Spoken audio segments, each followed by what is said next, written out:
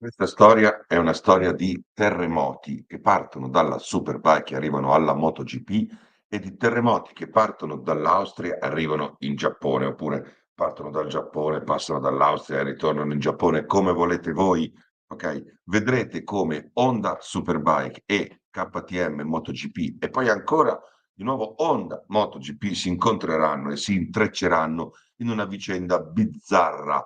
Volete vedere la storia di HRC, KTM, Guidotti, Pedrosa, Puig, eccetera? Va bene, andiamo, io ve lo faccio vedere.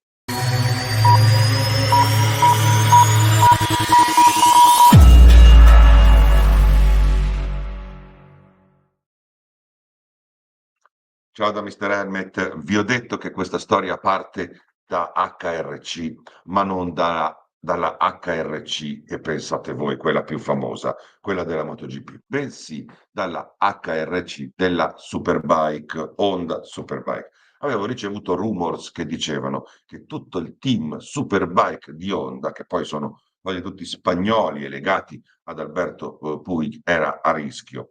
Team inteso come meccanici, operatori, eccetera, la logistica, insomma il box, tutto il pacchetto. Secondo qualcuno questo team dovrebbe essere azzerato nel 2025 e dicevano che c'era timore per questo motivo. Qualcuno a Cremona, con un po' di insistenza, ha confessato, me l'ha confermato, ha confermato di avere questa preoccupazione e che la faccenda è nell'aria. Questo è un rumor molto forte e riguarda appunto tutta la Honda Superbike che è gestita in modalità spagnola, ok? È gestita in Spagna, ha una sede in Spagna, ok?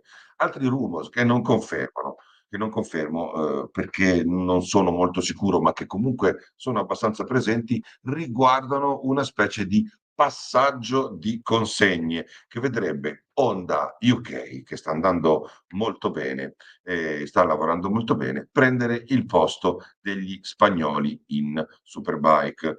Honda UK che è gestita da Javier Beltran, ok? Ritenuto molto bravo e molto efficace. Ok, quindi questa è una cosa interessante. Quindi Honda UK sta lavorando molto bene e potrebbe prendere il posto degli spagnoli in Superbike. Ok, parliamo sempre di Honda. Non è solo un problema tecnico e di rendimento sportivo. Fra l'altro Honda sta migliorando volta per volta e anche recentemente sta ottenendo risultati sempre più accettabili e plausibili, compatibili con il suo status. Ma riguarda più un fattore di rendimento gestionale e amministrativo.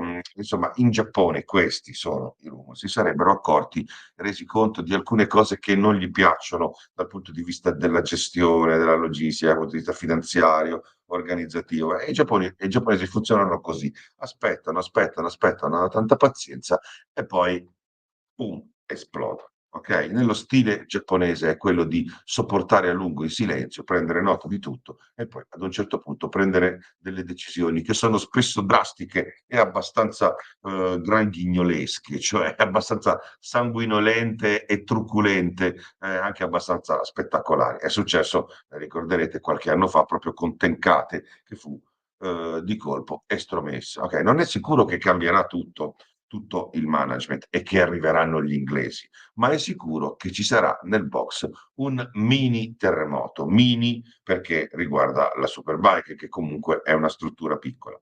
Okay, però continuando a parlare di terremoti, Honda non è il solo posto dove c'è un pochino di trambusto. KTM, voi lo sapete, io ho parlato a lungo della situazione finanziaria, gestionale di KTM e le cose si stanno riflettendo molto anche dal punto di vista sportivo. Fino a qualche tempo fa io vi avevo detto che sportivamente non sarebbe cambiato niente, quindi dal punto di vista delle corse, della MotoGP, invece mi devo ricredere perché sono dovuto ricredere perché poi nel tempo, in pochissimo tempo, sono cambiate molte cose anche dal punto di vista delle corse, dal punto di vista organizzativo delle corse. In KTM, per farla semplice, insomma un po' breve, è in corso una specie di caccia all'uomo, ma non nel senso che vogliono catturare l'uomo o gli uomini, ma nel senso che li vogliono proprio cacciare, ok? Voglio dire, il caccia all'uomo all'europeo, al non austriaco, al comprato di recente, e quindi quasi sempre ci riferiamo a Ducati o Aprilia o altre situazioni di questo tipo, fra quelli che c'è tutta una serie di persone che non ci sono più, fra quelli che se ne sono andati volontariamente, quelli che sono stati salutati, o messi in condizione di andar via, insomma tutto c'è una bella rivoluzione, dove si risparmiano soldi, ma vengono azzerate proprio delle scelte strategiche che invece erano state fatte proprio rubando le persone agli avversari. Fabiano Sterlachini, il capo del progetto MotoGP, si è andato via, Luca Franzoi, che era il capo del progetto White Power, WP, le sospensioni, le VP per intenderci, e poi tanti altri, ok, magari Giribuola che prima aveva un ruolo di più diciamo da scrivania e poi è ritornato come fosse demansionato al box, insomma tutta una serie di personaggi presi, voluti, desiderati e comprati sul mercato come fossero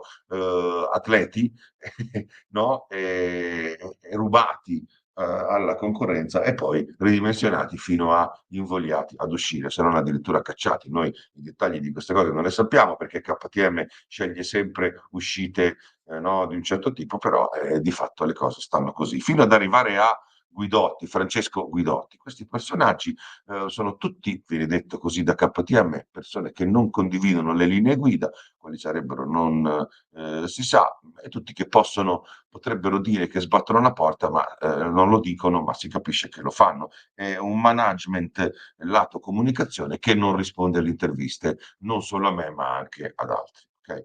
L'ultimo personaggio di questo tipo, diciamo, la cui modalità di addio è sempre abbastanza fredda e abbastanza scostante nel saluto, è Francesco Guidotti, passato, vi ricorderete, in pochissimo tempo da Pramac a KTM e poi da KTM a fuori. Okay? Non è finita qui. Okay? La notizia che danno tutti, proprio veramente tutti, anche quelli che arrivano per ultimi, è che Guidotti se ne sta andando, se ne sia andato e verrà eh, meglio, se ne sia per andare e verrà sostituito da Pedrosa. Ok? Questa è la prima parte della news e la danno tutti. La seconda parte della news è quella legata ai rumors e alle ipotesi che sto ricostruendo ed è quella che do io, ovvero che Francesco Guidotti diventerà il nuovo Alberto Puig. Ok? Perché Puig lo accompagnano fuori. Okay? Ci sono dei rumors che dicono che la partita in realtà si stia ancora giocando e che ci sarebbero, oltre a Guidotti, anche altri candidati importanti. Un altro di questi dovrebbe essere Davide Brivio, però insomma le informazioni che ho io dicono invece che Francesco Guidotti sia in netto vantaggio e potrebbe raggiungere suo fratello Giacomo e diventare appunto il nuovo Alberto Puig, che con la partenza di Repsol e alcune situazioni che i giapponesi hanno sopportato, scoperto anche un po' troppo, potrebbe aver perso molto del suo potere. Tenete conto che Alberto Puig ha molta influenza, soprattutto nella parte logistica, organizzativa e gestionale, che vuol dire organizzare le cose, organizzare i campionati attraverso alcune società, alcune situazioni, ma soprattutto gestire gli uomini. Con i soldi otterremo gli uomini, con gli uomini otterremo i soldi, diceva mi pare Abramo Lincoln, non mi ricordo, ma insomma effettivamente quando tu sei a capo di una gestione, del management e hai tutte persone scelte e prese da te, è chiaro che fai più fatica a essere, diciamo così, allontanato perché vorrebbe dire togliere un gruppo di lavoro molto, diciamo così, coeso, ma soprattutto anche numeroso. È il caso di Honda KRC che addirittura si va a dipanare sotto, diciamo così, il controllo gestionale di Alberto Puig, sia per la parte MotoGP che la parte Superbike. Insomma, Honda deve fare bene i suoi calcoli. Insomma, va bene. Comunque, sarebbe per iniziare queste le voci, i rumori, un rinnovamento, iniziando dalla Superbike, dove il team è spagnolo e le persone che lo compongono sono tutte vicino a lui, ma anche MotoGP è abbastanza così. Come andrà a finire questa cosa? Lo vedremo presto, anche se vi chiedo la cortesia di ricordare questa e tante altre news dove le avete sentite per la prima volta. Iscrivetevi al canale Mister Herbert, attivate le notifiche e supportate una pagina che si impegna nel cercare di fare un po' di informazione costruttiva, investigativa è una parola grossa, però si impegna a dare notizie andandole a cercare e non subendole quando sono già successe. Io vi saluto, ci vediamo presto e domani mi devo alzare. Sono Cremona. Ciao ciao.